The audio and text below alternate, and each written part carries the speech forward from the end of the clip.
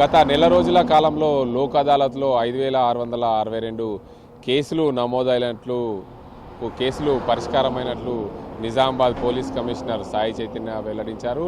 ఎవరైనా సరే అత్యవసరంగా మరిన్ని లోక్ అదాలత్లో కేసులు పరిష్కారం కావాలంటే తమ పోలీస్ స్టేషన్లో సంప్రదించాలని కోరిన పరిస్థితి నెలకొంది.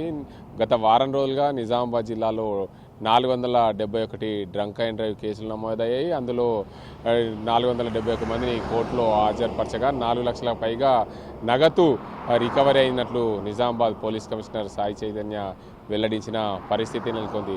యువత మత్తు పదార్థాలకు అలవాటు కాకుండా టూకే రన్ నిర్వహించారు. ప్రతి ఒక్క యువత మత్తు పదార్థాలకు దూరంగా ఉండాలని హితవు పలికారు పోలీస్ కమిషనర్ సాయి చైతన్య.